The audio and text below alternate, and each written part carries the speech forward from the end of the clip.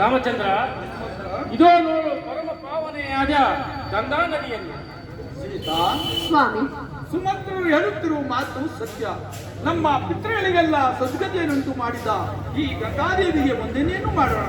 ಹಾಗೆ ಹಾಗೆ ಹಾಗೆ ಆಗಲಿ.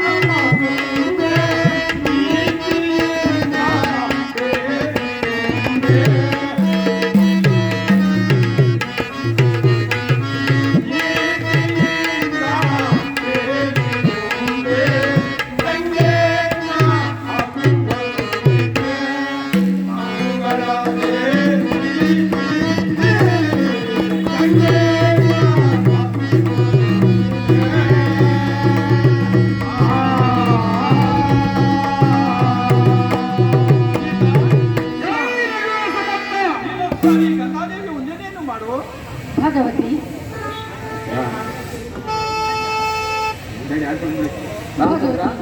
ಸಾಧ್ಯಾಗಿ 14 ವರ್ಷ ವನವಾಸವನ್ನು ಮುಗಿಸುವ ತನಕ ನನ್ನ ಪತಿದೇವರಿಗೆ ಯಾವ ಕಷ್ಟಗಳು ಬಾರದ ಹಾಗೆ ಕಾಪಾಡುವ ಭಾರವೂ ನಿನ್ನದಾಗಿರುತ್ತಾಳೆ.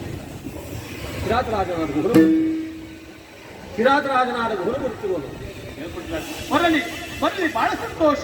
ಜೈ ರಘುವೀರ ಸಮರ್ಥ.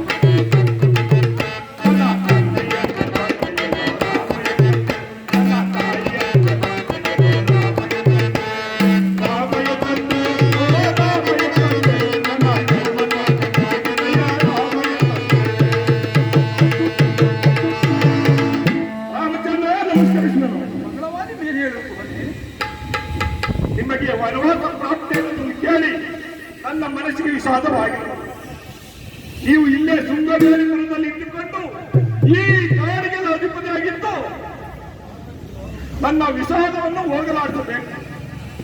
ನಾನು ಪರಿವಾರ ಸಮೇತನಾಗಿ ನಿಮ್ಮ ಸೇವೆ ಮಾಡಿಕೊಂಡಿರುವೆನು. ಗುಹನೆ, ಹೀಗೆ ಹೇಳುವುದು ನಿನ್ನಂತ ಮಿತ್ರನಿಗೆ ಯೋಗ್ಯವಾದದ್ದು. ಆದರೆ ಪಿತೃವಾಕ್ಯ ಪರಿಪಾಲನೆಗೋಸ್ಕರ ನಾವು 14 ವರ್ಷ ರಾಜ್ಯವನ್ನು ಬಿಟ್ಟು ಅರಣ್ಯಕ್ಕೆ ಬಂದಿದ್ದೇವೆ. ಪುನಃ ಪುನಃಪ್ರವೇಶ ಮಾಡಿದರೆ ಸ್ವರ್ಗದಲ್ಲಿರುವ ನಮ್ಮ ತಾತ ಮುತ್ತಾತರಿಗೆ ನರಕ ಪ್ರಾಪ್ತಿಯಾಗುವುದು. ಆದ್ದರಿಂದ ನೀನು ನಮ್ಮನ್ನು ಈ ಗಂಗಾ ನದಿಯನ್ನು ದಾಟಿಸಿ ಚಿತ್ರಕೋಟ ಪರ್ವತಕ್ಕೆ ಕಳಿಸಿಕೊಟ್ಟರೆ ಅಷ್ಟೇ ಸಾಕು ಮಿತ್ರ. ಇನ್ನು ನಾನು ಮಾಡತಕ್ಕದ್ದೇನಿದೆ ನಿಮ್ಮ ಇಚ್ಛೆಗೆ ಆಗಲಿ, ನಾವೇನು ಸಿದ್ಧಪಡಿಸುತ್ತೇವೆ. ಹಾಗೆ ಆಗಲಿ ಮಿತ್ರ. ಸುಮಂತ್ರರೇ, ರಾಮಚಂದ್ರ, ತಾವು ಬಹಳ ದೂರ ಬಂದಿರ್ವಿ. ತಾವಿನ್ನು ಏನು ಪ್ರಯಾಣಿಸಿ? ರಾಮಚಂದ್ರ, ನಿಮ್ಮನ್ನು ಬಿಟ್ಟು ನಾನು ಹೇಗೆ ತಾನೇ ನಗರಕ್ಕೆ ಹಿಂದಿರುಗಲಿ? ನಾನು ನಿಮ್ಮನ್ನು ಮೊದಲು ಕುಳಿಸಿಕೊಂಡ ಈ ರಥವನ್ನು ನಿಮ್ಮನ್ನು ಬಿಟ್ಟು ಹೇಗೆ ತಾನೇ ತೆಗೆದುಕೊಂಡು ಹೋಗಲಿ? ನಾನು ಕೂಡ ನಿಮ್ಮೊಡನೆ ಬರುವೆನು ರಾಮಚಂದ್ರ. ಸುಮಂತ್ರರೇ, ನಿಮ್ಮ ದುಃಖವು ನನಗೆ ಅರ್ಥವಾಗುವುದು. ಆದರೆ ಪುತ್ರ ಶೋಕದಲ್ಲಿರುವ ಜನನಿ ಜನಕರನ್ನು ಸಂತೈಸಿ, ಅಲ್ಲದೆ ಭರತನ ರಾಜ್ಯ ಕಾರ್ಯದಲ್ಲಿ ಸಹಾಯಕರಾಗಿ ಸುಮಂತ್ರರೇ. ರಾಮಚಂದ್ರ, ನಾನು ಈ ದುಃಖವನ್ನು ಸಹಿಸಲಾರೆ, ನಿಮ್ಮ ಮಾತನ್ನು ಸಹ ಮೀರಲಾರೆ. ಆದ್ದರಿಂದ ನೀವು ಈ ಗಂಗಾ ನದಿಯನ್ನು ದಾಟಿ ಅತ್ತ ಕಡೆ ಹೋಗುವವರೆಗೂ ನಾನು ನಿಮ್ಮನ್ನು ನೋಡಿಕೊಂಡು ಅನಂತರದಲ್ಲಿ ಅಯೋಧ್ಯೆಗೆ ಬಹಳ ಸಂತೋಷ ಸುಮಂತ್ರರೇ, ಹಾಗೆ ಆಗಲಿ. ರಾಮಚಂದ್ರ ಪ್ರಭು, ಮಿತ್ರ, ನಾವೇ ಸಿದ್ಧವಾಗಿರುವುದು. ಮಿತ್ರ, ಹಾಗೆ ಆಗಲಿ. ಸಹೋದರ, ಜಟಾದಾಣೆಯನ್ನು ಮಾಡಿಕೊಂಡು ನಾವು 14 ವರ್ಷ ವನವಾಸ ಮಾಡುವುದರಿಂದ ಈ ಗಂಗಾ ನದಿಯನ್ನು ದಾಟಬೇಕು. ಕಾಲ ತೆಗೆದುಕೊಳ್ಳುವ ಸಹೋದರ. ಹಾಗೆ ಆಗಲಿ. ರಾಮಚಂದ್ರ ಪ್ರಭು, ಮಿತ್ರ, ಲಕ್ಷ್ಮಣ ಕೆಲಸಬೇಕು. ನಾನೇ ಹೋಗಿ ಅವನನ್ನು ಬರಬೇಕು. ಹಾಗೆ ಆಗಲಿ ಮಿತ್ರ. ದಯವಿಟ್ಟು ಬಾ ಮಿತ್ರ.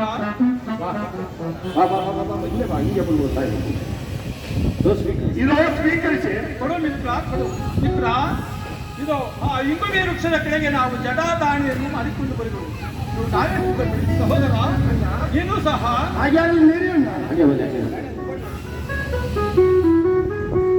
ಮಿತ್ರ ಕಡೆ ಧ್ವನಿಯನ್ನು ನಡೆಸು. ರಾಮಚಂದ್ರ ಪ್ರಭು, ನನ್ನನ್ನು ವಿಜ್ಞಾಪನೆ. ಏನು ಹೇಳುವಂತ ನಾನು ಮಿತ್ರ. ತಾವು ಇದ್ದೇ ಬಿದ್ದಿರಕ್ಕೆ ಹೋದಾಗ ತಮ್ಮ ಪಾಲಕಕ್ಕೆ ಒಂದು ಕಲ್ಲು ಎಣ್ಣಾಗಿತ್ತಂತೆ. ಆದರೆ ಈ ನನ್ನ ದೋಣಿಯಲ್ಲಾದರೂ ಸಾವಿರಾರು ಸಣ್ಣ ಪುಟ್ಟ ಕಲ್ಲುಗಳಿವೆ ಪ್ರಭು. ಅವೆಲ್ಲ ನಿಮ್ಮ ಪಾದ ಸೋಕಿ ಅವೆಲ್ಲ ಎಣ್ಣಾದ ನನ್ನ ಹೊಟ್ಟೆಪಾಡಿನ ಗತಿಯನ್ನು ಸ್ವಾಮಿ. ಕೋಲೆ, ನಿನ್ನ ಮನದ ಹಿಂಗಿತವು ನನಗೆ ಅರ್ಥವಾಯಿತು. ನೀನು ಪಾದ ಪೂಜೆ ಮಾಡಬೇಕೆಂದರೆ ಈ ರೀತಿ ನಿನ್ನ ಕಾರ್ಯವನ್ನು ನೀನು ಸಾಧಿಸುವ ಮಿತ್ರ. ಧನ್ಯನಾರು ಸ್ವಾಮಿ.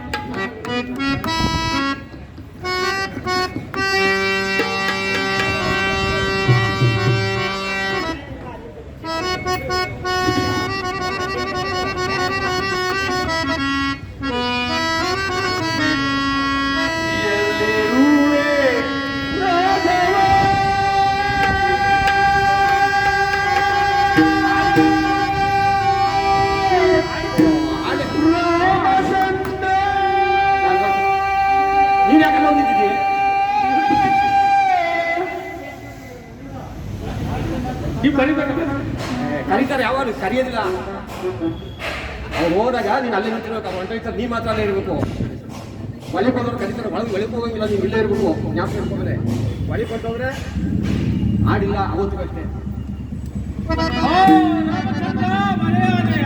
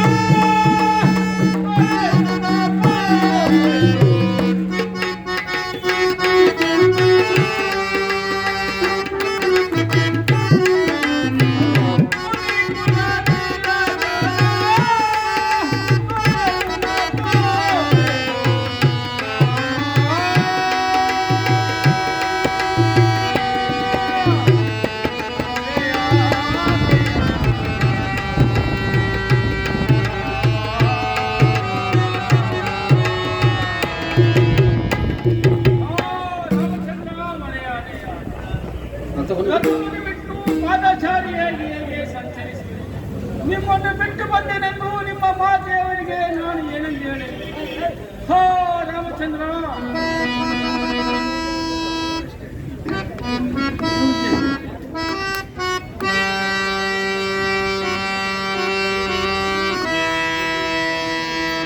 ಎಲ್ಲಿರುವೆ ರಾಧಾ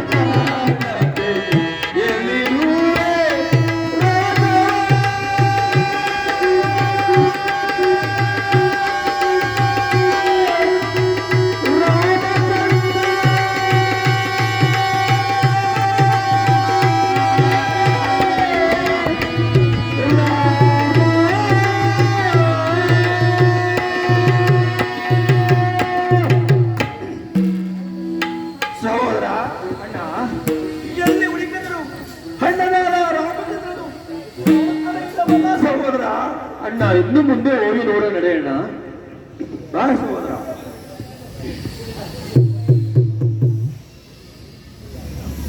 ಸಹೋದರ, ಅಣ್ಣ, ಆ ಪಾಠದಲ್ಲಿ ಕೆಂದಿಯರು ಮುಗಿಮುಟ್ಟುತ್ತಿರುವುದು, ನಾದಸರದ ಶಬ್ದವು ಕೇಳುತ್ತಿರುವುದು. ಯಾವುದಾದರೂ ಪಟ್ಟಣವಿರುವಂತೆ ಅಥವಾ ಯಾರಾದರೂ ರಾಜರು ಬೇಟೆಯಾಡಲು ಬಂದು ನೋಡಿಕೊಂಡು ಬಾ ಸಹೋದರ. ಹಾಗೆ ಆಗಲಿ ಆಗ್ಬೇಕು.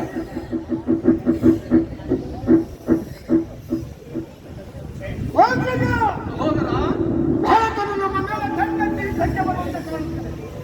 ನನಗೆ ಆಜ್ಞೆಯನ್ನು ಕೊಡು, ಅವರನ್ನು ಸೈನ್ಯ ಸಮೇತ ಯಮನಾಲಯವನ್ನು ಸರಿಸಿದರು. ಸಹೋದರ, ಶಾಂತನಾಗು. ಭರತ ಶತ್ರುಘ್ನರು ಅಂತವರಿಗೂ ತಿಳಿಯಬೇಡ. ಏನ ಕಾರಣಾಂತರದಿಂದ ಬರುತ್ತಿರಬಹುದು, ಬರಲಿ ನಿಧಾನಿಸು, ನೋಡೋಣ. ಹಾಗೆ ಆಗಲಿ ಅಗ್ರಜ.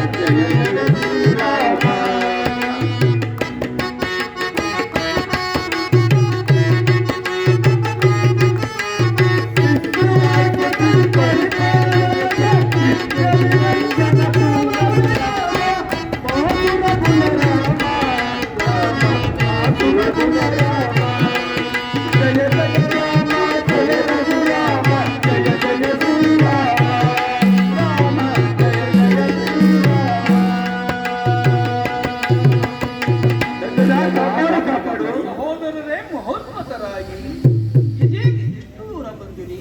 ಹನುಮ ಪೂಜ್ಯರಾದ ಜನನಿ ಜನಕರು ಕ್ಷೇಮವೇ ಬರುತ್ತಾರೆ. ಅಗ್ರಜ, ಸಹೋದರ, ನಾನು ಏನೆಂದು ಹೇಳಲಿ ಅಣ್ಣ? ಹೇಗೆ ಸಹೋದರ? ನಿನ್ನ ಮಾತು ಸಂಶಯನುಂಟು ಮಾಡುತ್ತಿರುವುದು ನಿಜಾಂಶವನ್ನು ತಿಳಿಸು ಬರುತ್ತಾ? ಅಗ್ರಜ, ಬರುತ್ತಾ? ತಂದೆಯವರು ಪರ್ವತವಂಶೀಯರು ಅಣ್ಣ, ಪರ್ವತವಂಶೀಯರು. ಹೋ, ಜನಕ. ಏನು ಅಲ್ಲ, ಏನು? ಜನಕ ಪರಲೋಕವನ್ನು ಸೇರಿದರೆ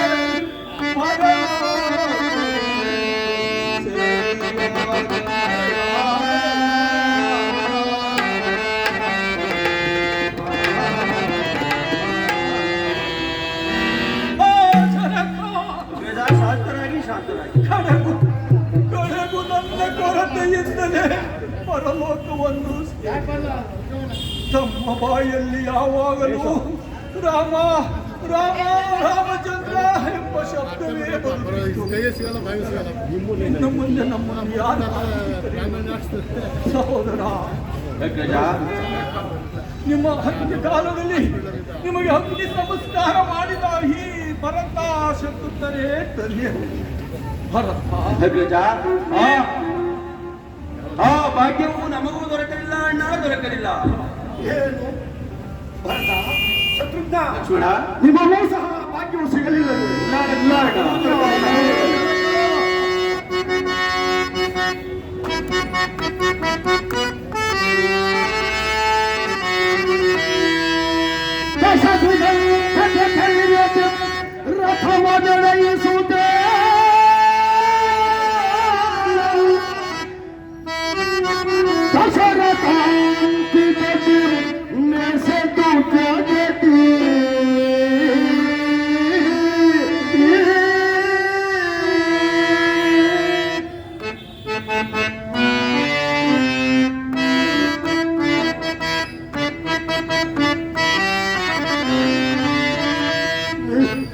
ಧರ್ಮ ನ್ಯಾಯ ನಿಷ್ಠೆಯ ವ್ಯಾಪಿಸಿದ ತಂದೆ ನಿಶ್ಚಿತ ಧರ್ಮ ನ್ಯಾಯ ನಿಷ್ಠೆಯ ವ್ಯಾಪಿಸಿದ ತಂದೆ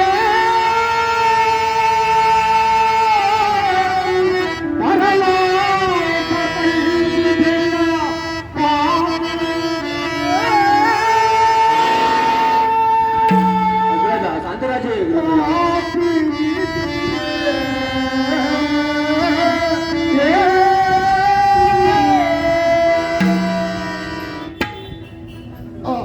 ಜನಕ 60 ಸಹಸ್ರ ವರ್ಷಗಳ ರಾಜ್ಯಭಾರವನ್ನು ಮಾಡಿ ದಶರಥ ಎಂಬ ನಾಮಾಂಕಿತ ಬಿರುದನ್ನೇ ಪಡೆದು ದಶ ದಿಕ್ಕುಗಳಲ್ಲಿ ನಿಂತು ಹೋರಾಡಿ ಕೆಚ್ಚನೆಯ ನಮ್ಮಂತಹ 4 ಸುಪುತ್ರರನ್ನು ಪಡೆದು ಹಿಂದೂ ಪರಲೋಕವನ್ನು ಸೇವೆಯ ಜನಕ ಶಾಂತರಾಜೇ ಭರತ, ಅಣ್ಣ ತಂದೆಯವರನ್ನು ಕಳೆದುಕೊಂಡು ದುಃಖದಲ್ಲಿರುವ ಮಾತೆಯವರನ್ನು ಮತ್ತು ಪ್ರಜೆಗಳನ್ನು ಸಮಾಧಾನಪಡಿಸಿಕೊಂಡು ಸುಖವಾಗಿ ರಾಜ್ಯಭಾರ ಮಾಡಿಕೊಂಡಿರುವ ಸಹೋದರ ಅಗ್ರಜ ಸಹೋದರ ಆ ದುಷ್ಟರಾದ ಕೈಕೆಯು ಈ ರೀತಿ ಮಾಡುತ್ತದೆ ಎಂದು ನಾನು ಸ್ವಪ್ನದಲ್ಲಿಯೂ ತಿಳಿದಿರಲಿಲ್ಲ ಅಣ್ಣ, ಸ್ವಪ್ನದಲ್ಲಿಯೂ ತಿಳಿದಿರಲಿಲ್ಲ. ಅಗ್ರಜ, ಯಾರ ತಪ್ಪಿದರೂ ಮನ್ನಿಸಿ ನಾವು ಪಟ್ಟಣಕ್ಕೆ ದಯಮಾಡಿಸಿ ರಾಜ್ಯಭಾರ ಮಾಡಬೇಕೆಂದು ಬೇಡಿಕೊಳ್ಳುತ್ತೇನೆ ಅಗ್ರಜ. ಸಹೋದರರೇ, ಇದೇನು ಅವಿವೇಕಿಗಳಂತೆ ದುಡುಕಿ ಮಾತನಾಡುತ್ತಿರುವಿರಿ? ಪಿತೃವಾಕ್ಯ ಪರಿಪಾಲನೆ ಮಾಡುವುದು ನಿಮ್ಮ ಮತ್ತು ನನ್ನ ಕರ್ತವ್ಯವಲ್ಲವೇ? ಸಹೋದರರೇ, 14 ವರ್ಷಗಳನ್ನು 14 ನಿಮಿಷಗಳಂತೆ ಕಳೆದು ಬರುವೆನು. ತಾವು ಸಂತೋಷದಿಂದ ಯುದ್ಧಕ್ಕೆ ಪ್ರಯಾಣ ಮಾಡಿ. ಅಗ್ರಜ, ನೀವುಗಳು ಜನಕರು ಇಲ್ಲದ ಆ ಅಯೋಧ್ಯ ನಗರದಲ್ಲಿ ನಾವು ಹೇಗೆ ಜೀವಿಸಲಣ್ಣ, ಹೇಗೆ ಜೀವಿಸಲಿ? ಸಹೋದರ, 14 ನಿಮಿಷಗಳಂತೆ 14 ವರ್ಷಗಳನ್ನು ಕಳೆದು ಬರುವೆನು. ತಾವು ಸಂತೋಷದಿಂದ ಹೊರಡಿ. ಅಗ್ರಜ, ಸಹೋದರ, ನಿಮ್ಮ ಮಾತನ್ನು ಮೀರಲಾರೆ. ನಿಮ್ಮ ಪಾದಕಗಳನ್ನು ನಾನು ಕೊಟ್ಟರೆ ಅವುಗಳನ್ನು ನಂದಿ ಗ್ರಾಮದ ಸಿಂಹಾಸನದ ಮೇಲೆ ಇಟ್ಟು ಪೂಜಿಸುತ್ತಾ ನಾನು ನಂದಿ ಗ್ರಾಮದಲ್ಲಿ ರಾಜಕಾರ್ಯಗಳನ್ನು ನಡೆಸುತ್ತಿರುವೆನು. ಅದಕ್ಕಾದರೂ ಬಂಧಿಸಿ ಕೃಪೆ ಇಟ್ಟು ಸಮ್ಮತಿಸಬೇಕು, ಸಮ್ಮತಿಸಬೇಕು. ಅನುಜರೇ, ಅಪಾರ ಭಕ್ತಿ ಉಳ್ಳ ಸಹ ಜಾತರು ನೀವಲ್ಲವೇ? ಧರ್ಮವನ್ನು ಲೋಕಕ್ಕೆ ಪ್ರತ್ಯಕ್ಷಗೊಳಿಸಿದ ಪರಮಗುಣಶಾಲಿಗಳು. ನನಗೆ ಬಹಳ ಸಂತೋಷವಾಯಿತು, ಬಹಳ ಸಂತೋಷವಾಯಿತು. ಸಹೋದರ, ಅಗ್ರಜ, ಹಾದಿಗೆಗಳನ್ನು ಕೊಡು. ಹಾಗೆ ಆಗಲಿ ಅಣ್ಣ.